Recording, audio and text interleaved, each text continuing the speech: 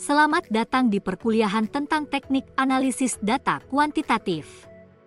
Pada pertemuan kali ini, kita akan membahas berbagai teknik yang digunakan dalam analisis data kuantitatif, mulai dari statistik deskriptif hingga inferensial, serta beberapa metode uji statistik yang sering digunakan.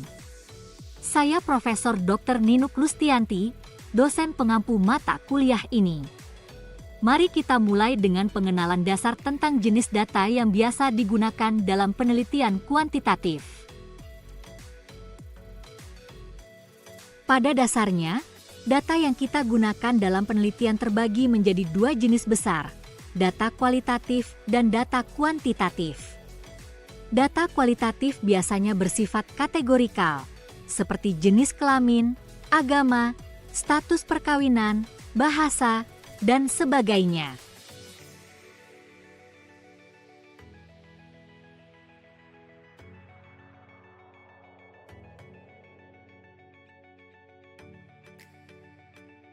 Sementara itu, data kuantitatif bersifat numerik, seperti usia, tinggi badan, berat badan, penghasilan, ukuran kelompok, dan skor tes. Kedua jenis data ini memerlukan teknik analisis yang berbeda, tergantung pada jenis dan tujuan penelitian yang kita lakukan.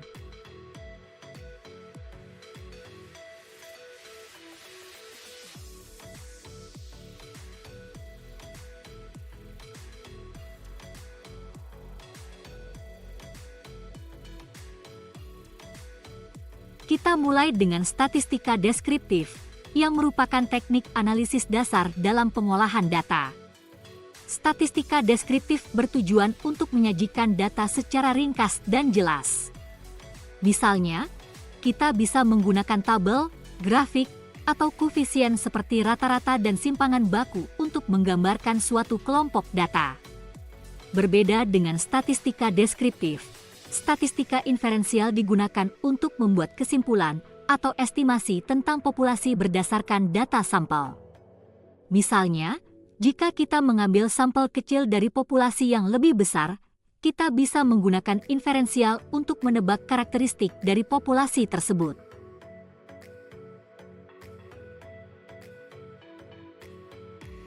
Di sini kita bisa melihat perbedaan antara statistika deskriptif dan statistika inferensial.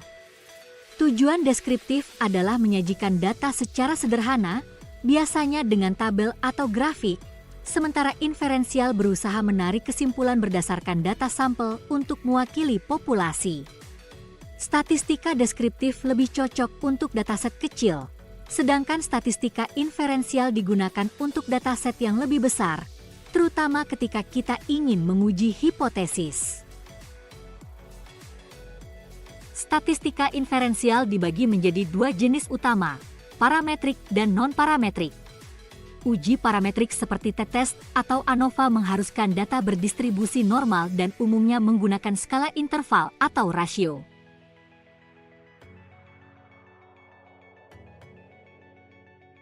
Di sisi lain, uji non-parametrik seperti chi-square tidak mempermasalahkan bentuk distribusi dan biasanya digunakan pada skala nominal atau ordinal.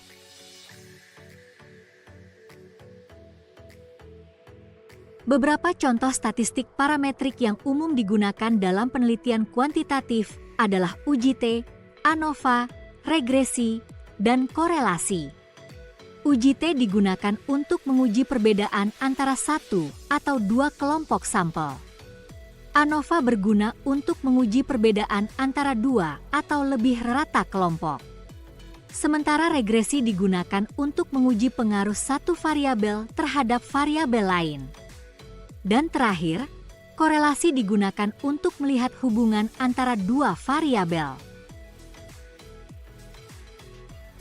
Berikut adalah tabel pembagian untuk statistika parametrik dan non-parametrik yang juga bisa dibedakan berdasarkan tujuan analisisnya.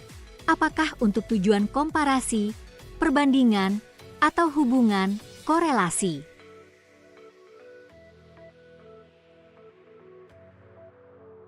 Selanjutnya kita akan membahas tentang ANOVA atau Analysis of Variance, yaitu metode statistik yang digunakan untuk menguji perbedaan antara rata dari 3 kelompok atau lebih. ANOVA bisa digunakan untuk mengetahui apakah ada perbedaan yang signifikan di antara kelompok-kelompok tersebut. Dalam slide ini, kalian bisa melihat bagaimana kita membagi variabilitas total menjadi variabilitas antar kelompok dan dalam kelompok. Terdapat 2 jenis utama ANOVA, ANOVA 1 arah dan ANOVA 2 arah. ANOVA 1 arah digunakan ketika kita ingin menguji satu faktor atau variabel independen.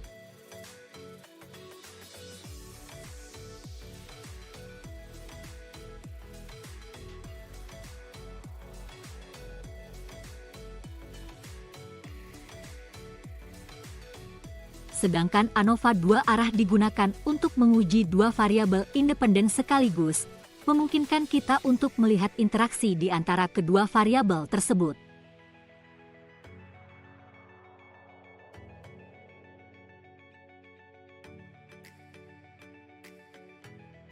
Berikut adalah contoh implementasi ANOVA 2 arah dan salah satu penelitian yang menerapkannya.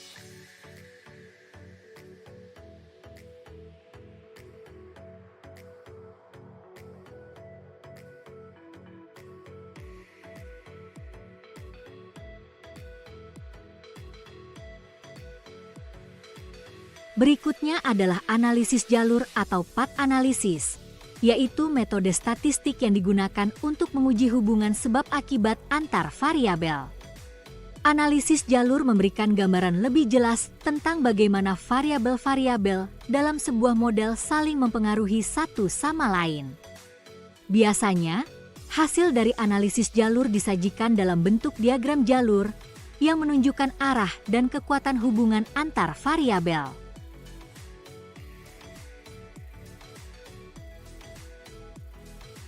Pada gambar diagram jalur ini, kita dapat melihat bagaimana variabel bebas mempengaruhi variabel terikat secara langsung maupun tidak langsung.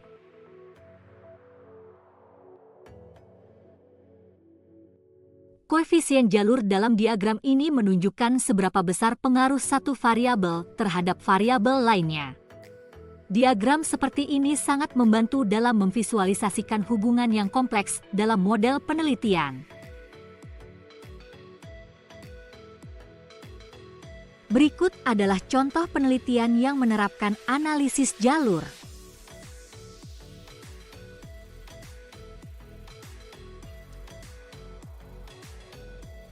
Selain analisis jalur, ada metode yang lebih kompleks yang disebut Structural Equation Modeling atau SEM. SEM memungkinkan kita untuk menguji banyak hubungan sebab akibat sekaligus dalam satu model. Metode ini sangat berguna dalam penelitian yang melibatkan banyak variabel dan hubungan antar variabel yang kompleks.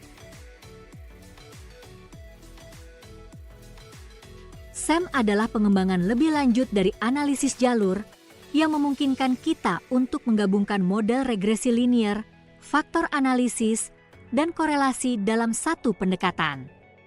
SEM banyak digunakan dalam penelitian sosial dan perilaku untuk menguji model teoritis yang melibatkan banyak variabel dan hubungan antar variabel.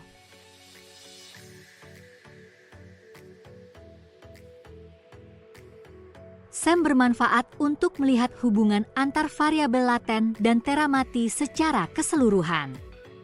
Misalnya, kita bisa melihat bagaimana variabel eksogen atau variabel yang tidak dipengaruhi variabel lain mempengaruhi variabel endogen yang memang dipengaruhi oleh variabel lainnya. Selanjutnya, kalau kita lihat karakteristik SEM, ini sebenarnya adalah pendekatan analisis multivariat yang lebih lanjut dari regresi atau analisis faktor. Bedanya, SEM memungkinkan kita untuk mempelajari hubungan yang lebih kompleks antara variabel, baik yang teramati maupun yang tidak teramati.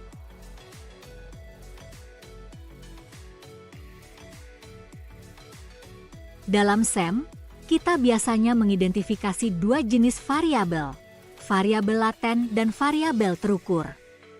Variabel laten adalah variabel yang tidak bisa diukur secara langsung, seperti motivasi atau sikap, sementara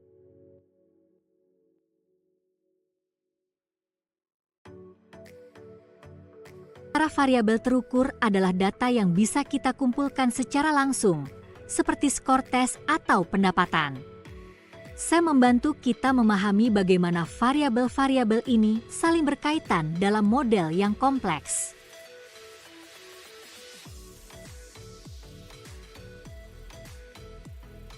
Berikut adalah beberapa notasi variabel SEM beserta keterangannya masing-masing.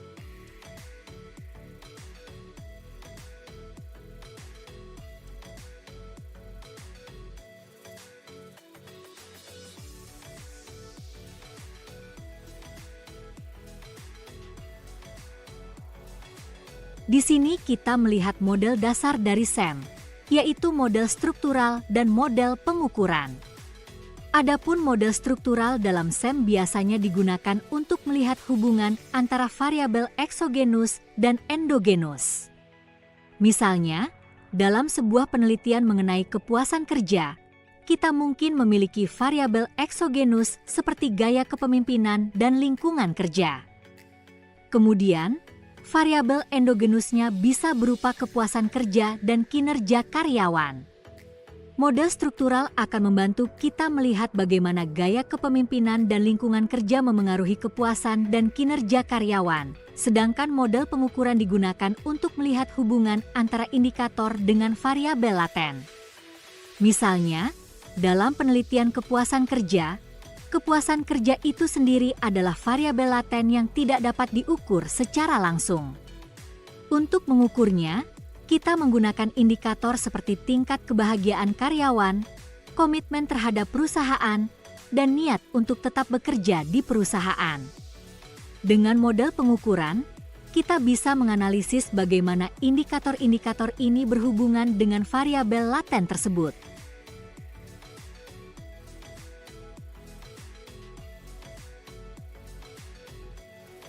Pada model struktural, hubungan-hubungannya bersifat linier, meskipun dalam perluasan SEM dapat muncul hubungan nonlinier antar variabel laten. Setiap hubungan antar variabel laten ini serupa dengan persamaan regresi linier yang menghubungkan variabel-variabel tersebut. Beberapa persamaan ini membentuk persamaan simultan antar variabel laten, mirip dengan persamaan simultan dalam ekonometrika.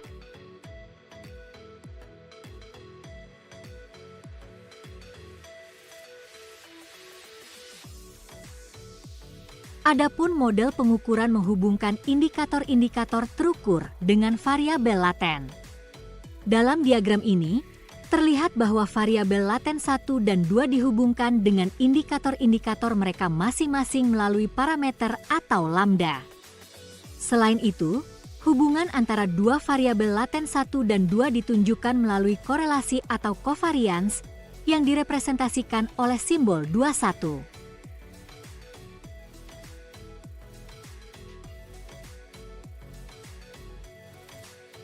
Kesalahan struktural dalam SEM terjadi saat persamaan struktural tidak sepenuhnya menjelaskan hubungan antar variabel laten. Dalam persamaan, kesalahan ini ditunjukkan dengan simbol zeta yang merepresentasikan variabel residual. Pada diagram, kita melihat hubungan antara variabel laten 1, 2, dan 3 yang dijelaskan oleh 1, 2, serta adanya kesalahan residual seperti 1, 2, dan 3 yang mengindikasikan ketidakakuratan dalam model tersebut.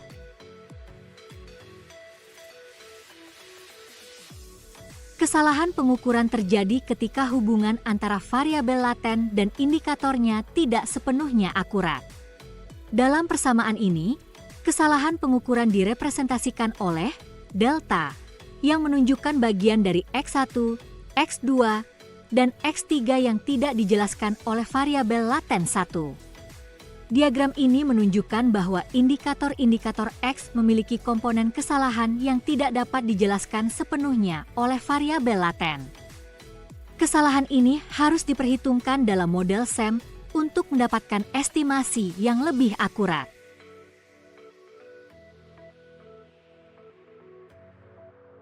Full atau hybrid model dalam SEM menggabungkan model pengukuran dan model struktural. Pada diagram ini, kita melihat bahwa variabel laten eksogenus seperti 1 dan 2 mempengaruhi variabel laten endogenus seperti 1 dan 2. Selain itu, kita juga melihat bahwa variabel-variabel laten ini dihubungkan dengan indikator-indikator terukur yang memiliki komponen kesalahan, dilambangkan dengan simbol dan. Model ini memungkinkan kita untuk melihat hubungan antara variabel laten, baik secara struktural maupun pengukuran secara menyeluruh.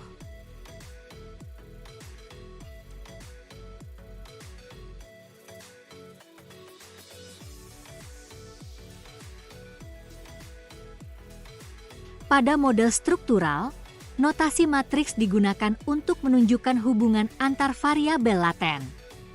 Menunjukkan koefisien yang menghubungkan variabel laten endogenus, menghubungkan variabel eksogenus ke variabel laten endogenus, dan merepresentasikan residual atau kesalahan dalam persamaan.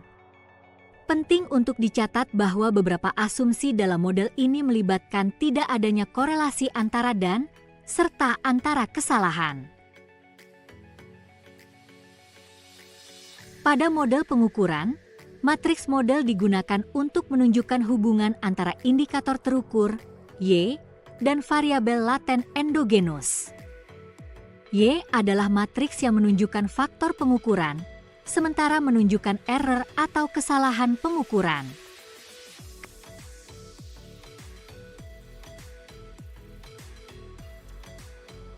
Kesalahan pengukuran ini juga memiliki covariance yang direpresentasikan dengan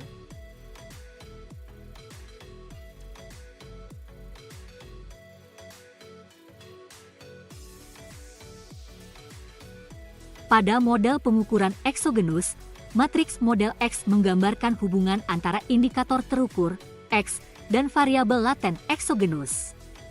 X adalah matriks yang menunjukkan faktor pengukuran untuk variabel eksogenus, sementara mewakili error atau kesalahan pengukuran untuk X.